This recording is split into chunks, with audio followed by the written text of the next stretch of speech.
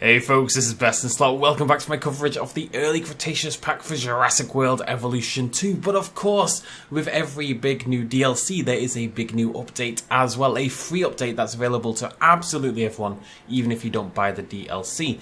And one of the bigger changes in this one is the addition of 5 brand new maps to the game. I say brand new. 5 maps taken from the campaign of the game and brought over into Sandbox mode. You'll see this whole level select area for Sandbox mode has actually changed a little bit now. It's split into Challenge, Chaos Theory and Campaign. But 5 more maps when we only had 9. You know, it's gone up by over 50%, which is quite a lot.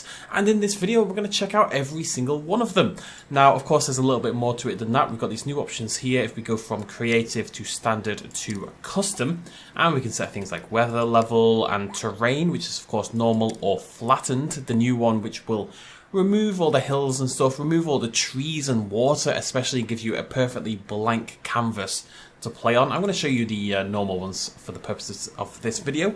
And then there's actually this over here, which is a really interesting thing, where colour grading. Now you'll remember back in Jurassic World Evolution, you had colour grading Jurassic World, colour grading Jurassic Park, and that was after Return to Jurassic Park was added. This one has Jurassic World and Jurassic Park, sure. It also has Jurassic World Neutral and Jurassic World Alpine. Really interesting. I still don't know what those are. We're going to do a little test at the end of this video and check them out. But it's an interesting idea. I'm very curious as to what those all mean. For now, though, we're going to check out all these maps on Jurassic World. Let's get started with Arizona, the first level in the campaign. It's worth mentioning that every single one of these maps is large in terms of its buildable area. And from what I've seen, Arizona may actually be the biggest. Anyways, so Arizona, there we go. So this is the unflattened version. All of them come relatively flat compared to a lot of the other maps available. And here it is. You can see how they've taken what was the campaign area, probably here. And this isn't just a wild dinosaur area. There's actually been, and you'll see it more in the other maps, there's actually been work done to make these maps appropriate for campaign mode, for sandbox mode, I should say. It's actually really pretty appreciated, and it's pretty ginormous. You know, there's a problem with the other desert maps. San Diego's got a massive rock in it. The Southwest USA one, of course, is full of rocks. This is just, generally speaking, a big, flat, open area. It extends from here all the way down to this sort of corner over here. If we hop into map view, you'll see what I mean. It's a pretty ginormous desert area to build on. I do think it is the biggest of all the new sandbox maps, including Yosemite. There's a little ridge down here, which is pretty cool, like a little valley as well, with some rock formations. Lots of cacti knocking out a boot. And, of course, some big Arizonian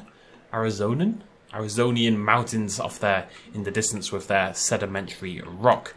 And that's about it. So let's hop on and check map number 2. Map number 2 is a tiger map in Washington State. You'll remember this is the one where the Carnotauruses, as you can see right there, have been contained in a poacher camp, and you've got to sort of rescue them, and then the Allosaurus pops up.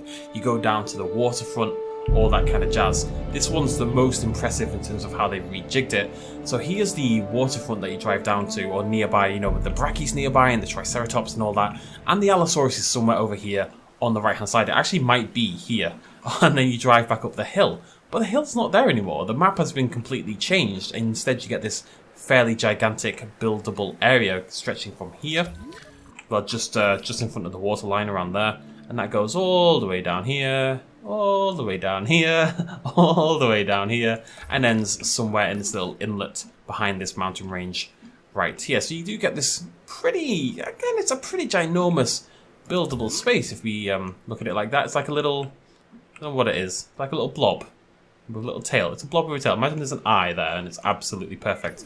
And you get to build right down to the edge of this sort of glittering, frosty lake, which is really nice. You can see all those snow-dropped mountains in the distance. Really nice area to build, and yeah, should be a popular one. Right, let's go check out number 3. The third map is Pennsylvania, our temperate map, and I suspect the one people were most excited for, with those autumnal trees really standing out during the campaign. I saw loads of comments from people who wanted to mess around on this one, so let's give it a little go. Here we are, Pennsylvania, looking absolutely like it's walked out of an autumn catalog. So it's basically, again, same deal. It's a big blank open space. They seem to have learned the lesson a little bit in that this is largely what people want. I quite like the funky maps, the weirder maps, but sometimes you do just want a big blank area. You've got the airstrip over there, of course, really, actually really surprisingly nicely detailed when you zoom in. So that's going to be a really nice backdrop to your park. And if we hit into map mode, you can see the size of the map there. So I would suggest it is smaller than the two we've seen so far, not necessarily by too much. It looks smaller in part just because we've got these trees absolutely everywhere. We can go all the way to the edge of there. It's fairly chunky. You know, none of these are small. None of them are maybe gigantic in some ways, but none of them are absolutely teeny tiny. So it's from here and all the way down here. Stretches to this edge over here. So it's here to about there, which is a decent size, but as I say, not as big as the others. But of course, the main draw of this map is the ability to do this and make these absolutely beautiful tree selections, all these different myriads of autumnal colours. You'll have seen these already in my species showcase videos a little bit earlier on. Right, Pennsylvania done. Let's go check out map number 4. Map number 4 is an alpine map in Oregon. I believe this is the one where you first start to learn how to construct aviaries and stuff like that. So, expecting some snow. And the next 2 maps will actually both be alpine. Let's check out Oregon.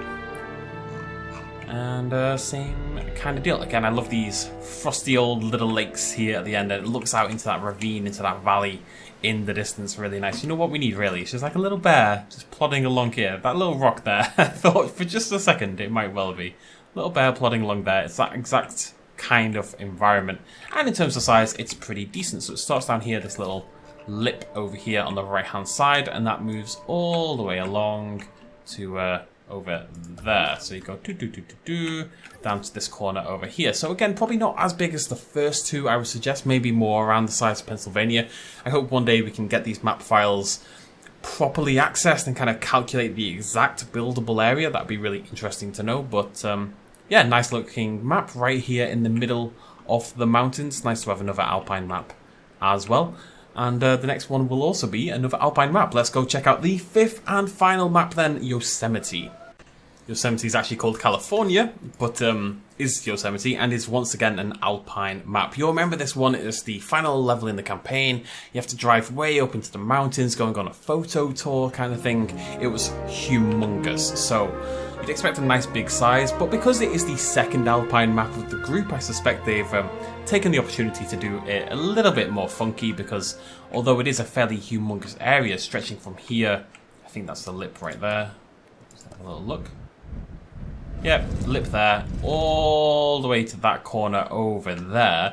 There are a couple of little hills, little rock formations getting in the way. It's a really cool area. First of all, you are absolutely surrounded by the mountains just splaying up all around us. This bit over here in particular is really cool. There's a couple of waterfalls tipping over the edge there. Looks absolutely beautiful.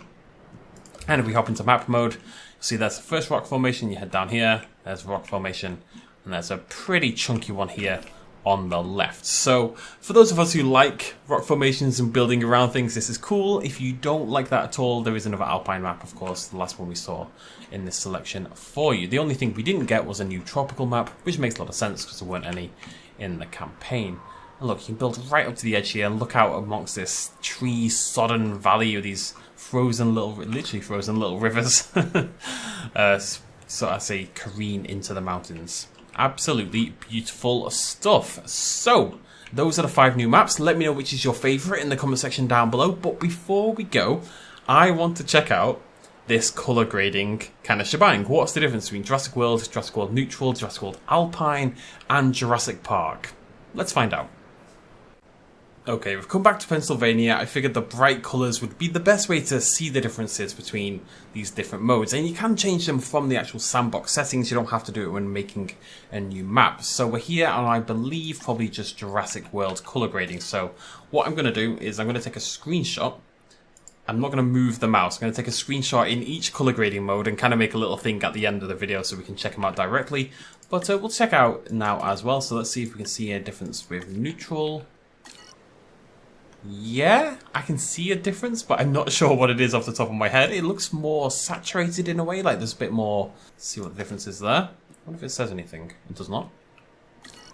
Okay, so Alpine basically desaturates and brightens. Looks good in the Alpine environments. Doesn't look so good here in Pennsylvania, but we'll take a little snap anyway. And of course, for Jurassic Park, we're expecting something pretty warm. Yeah, definitely the warmest of the bunch. Let's grab that snap as well. So what I'll do now is I'll bring up an image. I'm going to place all four. You kind of know what I'm going to do, right? I'm going to place all four above each other and cut them into slices so it's the same image 4 ways, and you can hopefully see all those differences.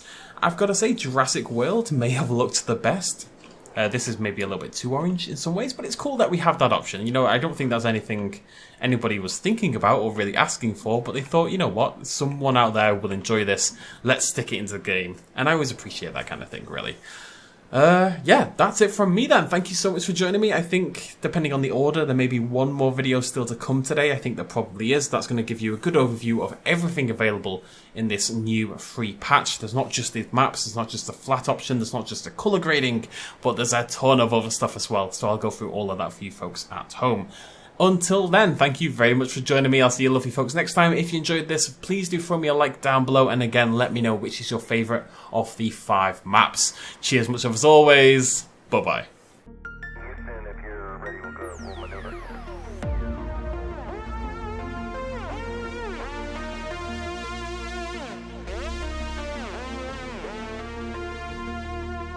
Reaching out.